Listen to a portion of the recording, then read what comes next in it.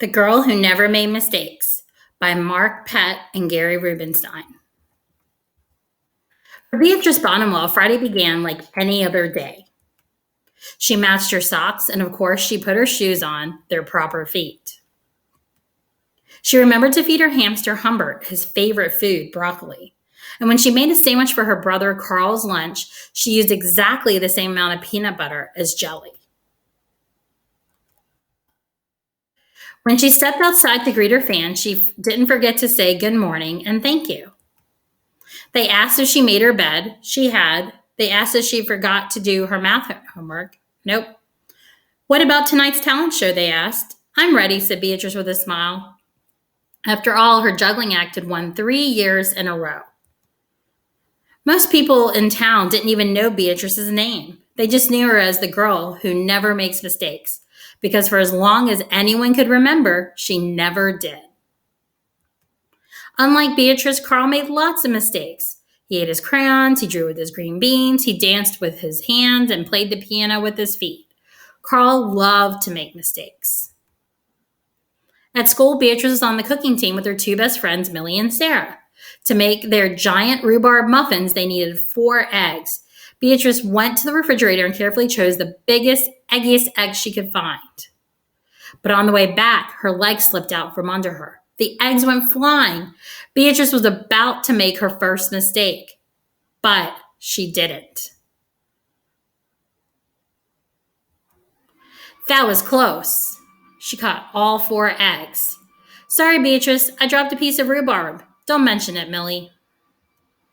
For the rest of the school day, Beatrice could not stop thinking about her almost mistake.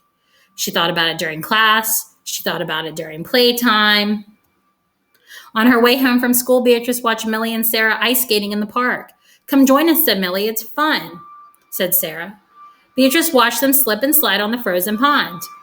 Millie and Sarah laughed. Millie and Sarah laughed as they wobbled on the ice. No thanks, said Beatrice. At supper, Beatrice barely touched her food.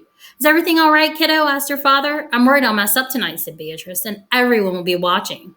Worry, you don't make mistakes, he said with a smile. Beatrice tried to smile too. After supper, Beatrice got ready for the talent show. First, she woke Humbert from his nap. Next, she got the salt shaker from the kitchen table.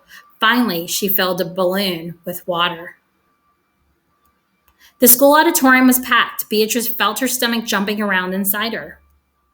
Beatrice waited for her juggling music to begin. That's her, the girl who never makes mistakes, said a woman.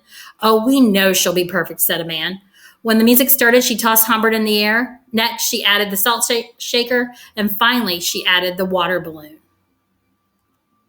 Beatrice didn't miss a beat. The crowd clapped with delight, but Beatrice noticed something odd about the salt shaker.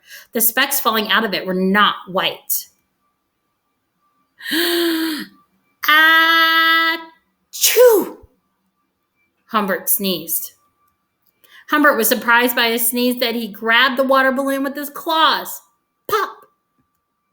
Humbert, pieces of water balloon, and the pepper rained down on Beatrice. For the first time in as long as anyone could remember, Beatrice made a mistake, and it was a big one. The music stopped. Beatrice didn't know what to do. Cry? Run off the stage? The crowd sat stunned. They couldn't believe the girl who never makes mistakes made a mistake. Beatrice looked up at Humbert. He looked back at her. His hamster fur was soaked and speckled with bits of balloon.